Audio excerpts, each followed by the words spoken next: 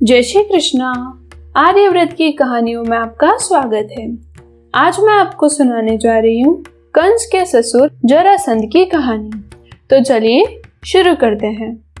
महर्षि वेद व्यास द्वारा रचित महाभारत ग्रंथ में बहुत से महारथी व बलशाली राजाओं का वर्णन है।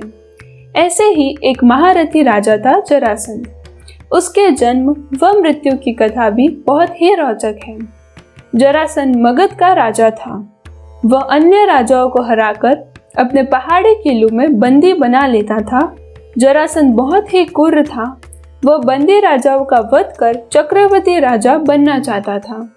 भीम ने 13 दिन तक कुश्ती लड़ने के बाद जरासंध को पराजित कर उसका वध किया था। जरासंध मथुरा के राजा कंस का ससुर एवं परम मित्र था। उसकी 2 पुत्रियां थी और दोनों ही पुत्रियों का विवाह कंस से हुआ था। श्री कृष्ण से कंस वध का प्रतिशोध लेने के लिए उसने 17 बार मथुरा की चढ़ाई की, लेकिन हर बार उसे असफल होना पड़ा। जरासंध के भय से अनेक राजा अपने राज्य छोड़कर भाग गए थे। शिशुपाल जरासंध का सेनापति था। जरासंध भगवान शंकर का परम भक्त था। उसने अपने पराक्रम में 86 राजा को बंदी बना लिया था। बंदी राजाओं को उसने पहाड़ी किले में कैद कर लिया था। जरासंध 100 को बंदी बनाकर उनकी बलि देना चाहता था, जिससे कि वह चक्रवर्ती सम्राट बन सके। मगध देश में बृहद्रथ नाम के राजा थे। उनकी 2 पत्नियां थी, लेकिन उन्हें कोई संतान नहीं थी। एक दिन संतान की चाह में राजा बृहद्रथ महात्मा चंड कौशिक के पास गए और सेवा कर उन्हें संतुष्ट किया।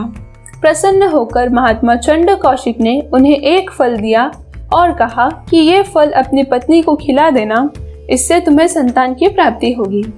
राजा बृहद्रथ की 2 पत्नियां थी। राजा ने वह फल काटकर अपनी दोनों पत्नियों को खिला दिया।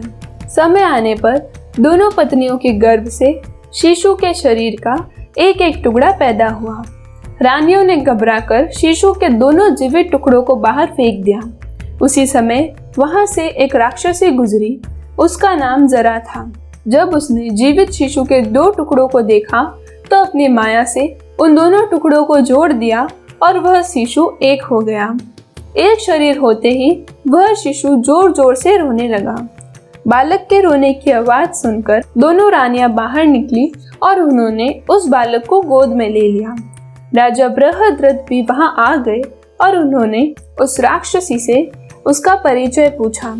राक्षसी ने राजा को सारी बात सच सच बता दी।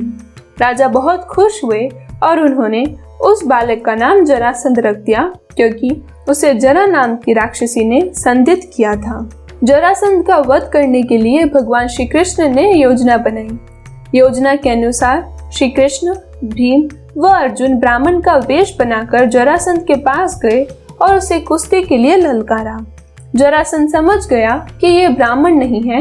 जरासंध के कहने पर श्री कृष्ण ने अपने वास्तविक परिचय दिया। जरासंध ने भीम से कुश्ती लड़ने का निश्चय किया। राजा जरासंध और भीम का युद्ध कार्तिक शुक्ल प्रतिपदा से 13 दिन तक लगातार चलता रहा। 14वें दिन भीम ने श्री कृष्ण का इशारा समझकर जरासंध के शरीर के 2 टुकड़े कर दिए।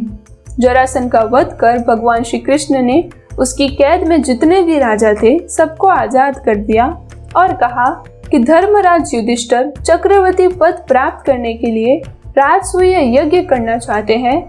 आप लोग उनकी सहायता कीजिए। राजाओं ने श्री कृष्ण का यह प्रस्ताव स्वीकार कर लिया और धर्मराज युधिष्ठिर को अपना राजा मान लिया। भगवान श्री कृष्ण ने जरासंध के पुत्र सहदेव को अभय दान देकर मगध का राजा बना दिया। यदि आपको मेरी यह वीडियो पसंद आई हो तो इसे लाइक करें और चैनल को सब्सक्राइब करें।